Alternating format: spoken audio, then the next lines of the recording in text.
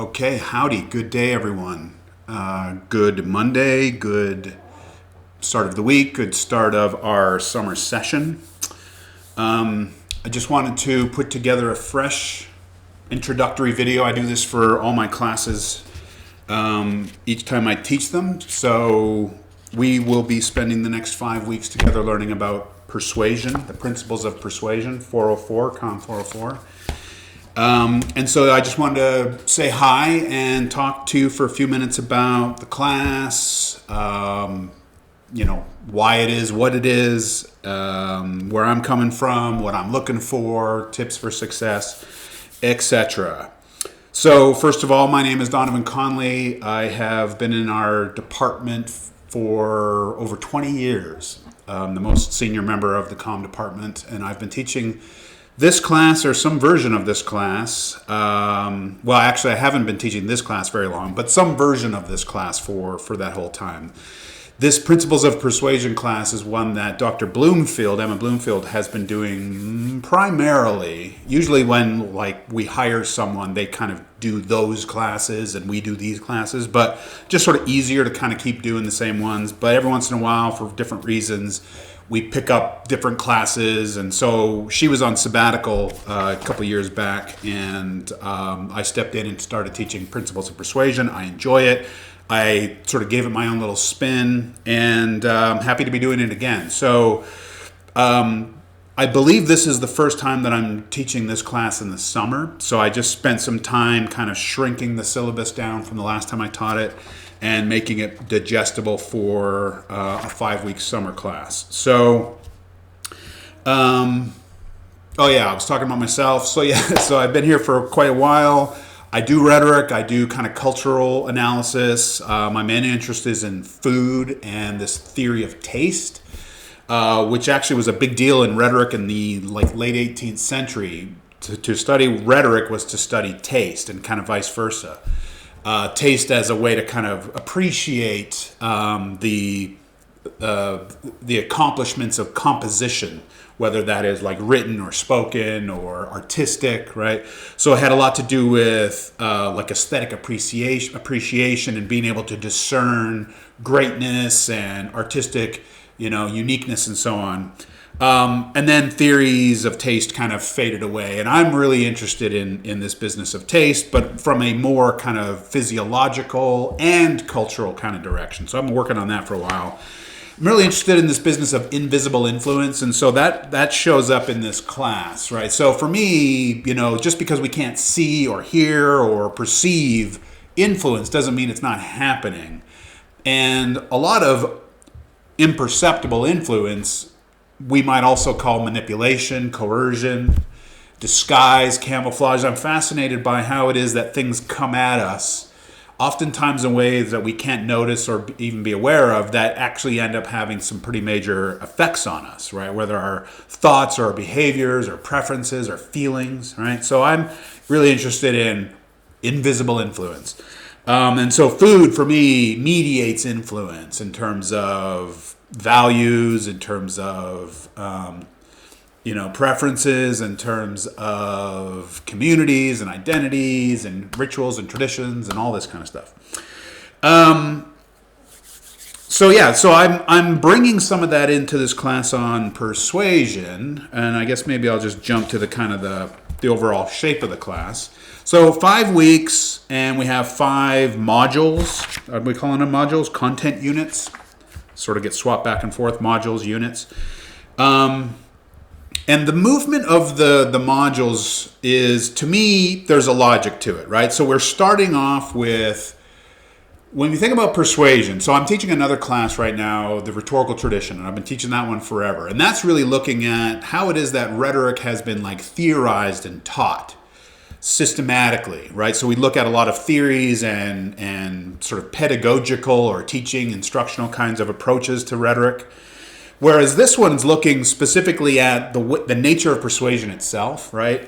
But we can go back to the beginnings because Aristotle provides probably the strongest definition of rhetoric as persuasion. He says that rhetoric is the ability to see the available persuasives in a given case. The available persuasives. How can I persuade you in this instance right here with these audiences and these constraints and da-da-da-da-da, right? And so right from the beginning, rhetoric was associated with persuasion, right? Now, it has taken a long journey and many twists and turns, and it's gone over into philosophy more so, and it's gone over into like English and grammar and composition more so, or it goes more into theater and the arts of delivery and style. And so rhetoric has evolved, and I would argue that it's going through a major evolution right now where it feels like it's kind of gone underground.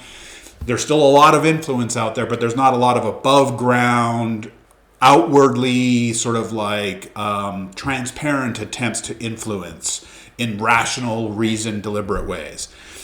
So hopefully the class makes sense in terms of where we begin and where we're going. We're beginning with the most obvious, literal, explicit, open, like self-evident attempts to persuade, right? So this is persuasion that basically says, I am persuasion, I'm trying to persuade you, right? Like when we're engaged, when we're encountering advertisements, we know that advertisements are trying to persuade us. We know that politicians, when they're campaigning, are trying to persuade us, right? Now, marketing and business and commerce, that's pretty easy stuff because, of course, you're trying to persuade potential consumers to buy your whatever, or, sign up or get a subscription or whatever. It's more in the realm of like the social, the cultural, the political, where that's more of the realm of the stuff that we're interested in. We always know that businesses want to persuade, right? That's just built in. It's automatic. It's always the case that a commercial is trying to persuade you. The question is more about how it's doing that, right? But when we move beyond just the marketplace or commerce, then we can think about persuasion in some very interesting ways, and I would say necessary ways. So again, we're starting with the basic stuff. The most explicit kind of theories of persuasion and theories of persuasion as explicit. So we're starting with basic principles of persuasion. We're actually starting with Aristotle. Now, this is not a class in rhetoric so much as persuasion, right? And so if it was rhetoric, then we would be looking at a lot more. Whereas persuasion is, even though Aristotle started off talking about persuasion, rhetoric changed, and it wasn't always just about persuasion, right?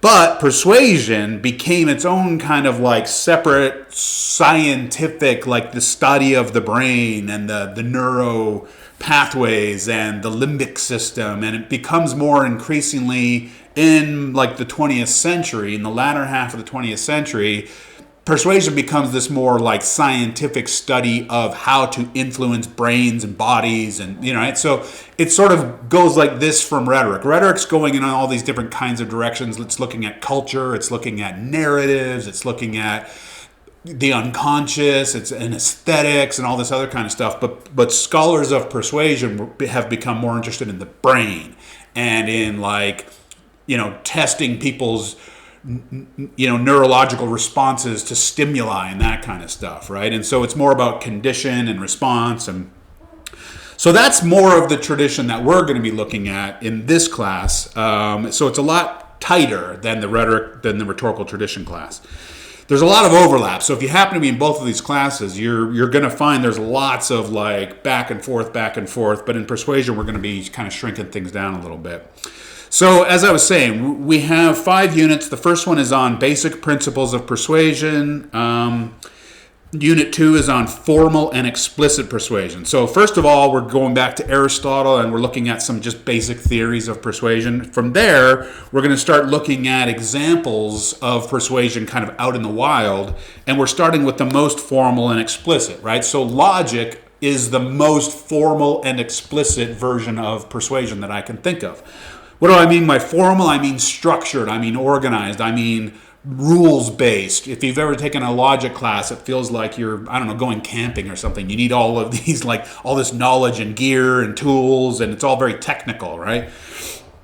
And so that makes sense to start off talking about logic, because logic is like, I am trying to persuade you using these mind tools, right? Like deduction and enthymemes or whatever, right? And syllogism, blah, blah, blah. So that's where we're starting, and then we're going to look at argumentation. Argumentation is a little bit looser than strict logic. If you open up any strict logic textbook, it's going to look like a mathematics book or a philosophy book. I remember still I took a couple of classes in logic as an undergraduate, and I was blown away by how not useful it was. It was just so technical and mathematical. I was like, what's the point? So it's very abstract and rigid. But it is really much about how it is that we persuade using reason and rationality, right? But argumentation is a little bit looser. It's a little bit broader. Argumentation is looking at the ways that we try to... Logic is more of a process in this instance, right? From there, we look at campaigns. Again, think about a campaign. We want to persuade people. We want to win people over. It's very explicit. So we look at campaigns and social movements. Similar kinds of phenomena. So that's the second unit. The third unit is on semi-formal and suggestive. So now we're starting to sort of move away from the we are trying to persuade you kind of like obviousness, and we're getting a little bit more subtle, and we're getting a little bit more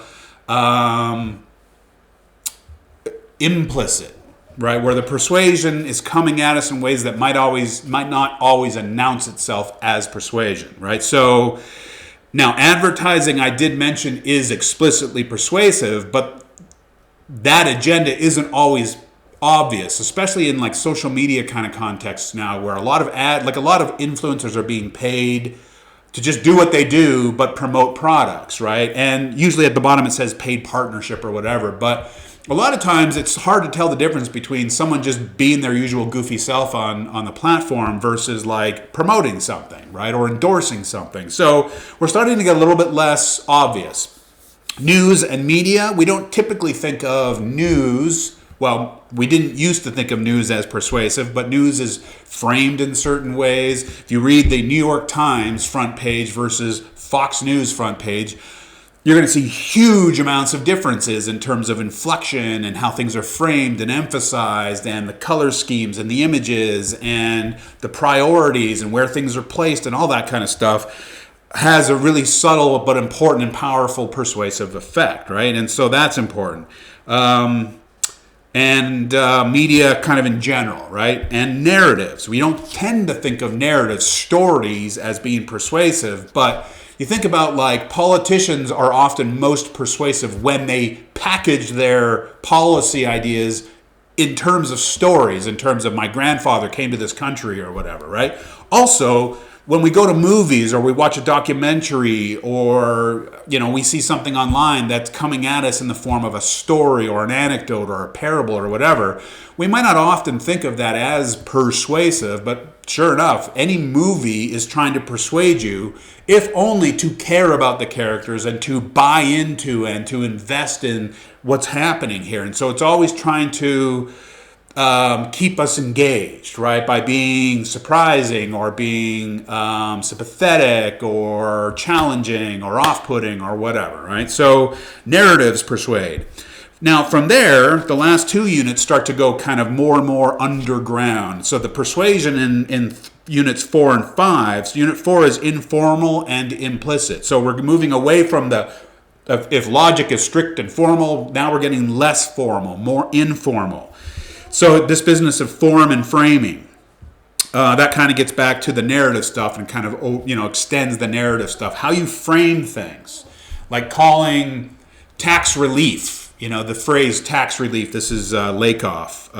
He talked about how it is that conservatives often use the phrase tax relief. And if you use the phrase tax relief, we need relief from taxes. Like taxes are some kind of a burden and an overwhelming load that we need relief from, right? As opposed to like the privilege of living in a successful society where we have all these wonderful public goods and parks and services and all the rest of it, right? So how you frame things, how you package them is persuasive. Now, you might not have heard of nudging or captology. These are really interesting theories about how people can be moved behaviorally. Nudging is this idea of kind of low-level encouraging, discouraging, right? Like, easy example is if I'm if I must remember to bring a book, because I have an overdue library book and I'm going to get fined if I don't bring it to campus, the one way that I know that I will absolutely not forget it is to place that book right next to my keys, my car keys, or even on the hood of my car. Sometimes I'll do this. I'll just put things like right by the back door or right on my car hood. So somehow I forget it when I wake up. I'm certainly not going to forget it when I'm walking out to get my keys or get my, walk out to my car. So you're nudging yourself, to remember or to do something, right? Like those little signs on the side of the road that tell you your speed limit. That's a nudge, or the calories on menus. Some menus have calories that nudge you maybe away from choosing that. Or it's like, are you sure you want this salad? Because it's 3,000 calories. It's a fried tortilla shell. It's not really a salad. Anyway, so hopefully you get the gist here. So the final unit is really like where we're at right now. Persuasion or prediction. This is algorithmic stuff. This is the way that are kind of digitally platformed, mediated lives are completely replete with persuasion. And so we're going to end off talking about algorithms and the influence of digital technology. I'm getting along here already. So that's the shape of the class in terms of the content. I think it's all really fascinating. In terms of the assignments, we're going simple. We're going to do 4 quizzes, a final exam, and 1 analysis paper. The analysis paper is going to allow you or ask you to choose persuasive concepts from any of the modules. You're going to select some phenomenon and you're going to analyze its persuasive workings and impact for this paper. So be thinking about something along the way that you want to maybe engage in as persuasion, especially if it's maybe not something that you would have thought of as persuasive, but getting at that business of what persuades. For me, I mentioned I write about food. Guess what's persuasive? Sugar.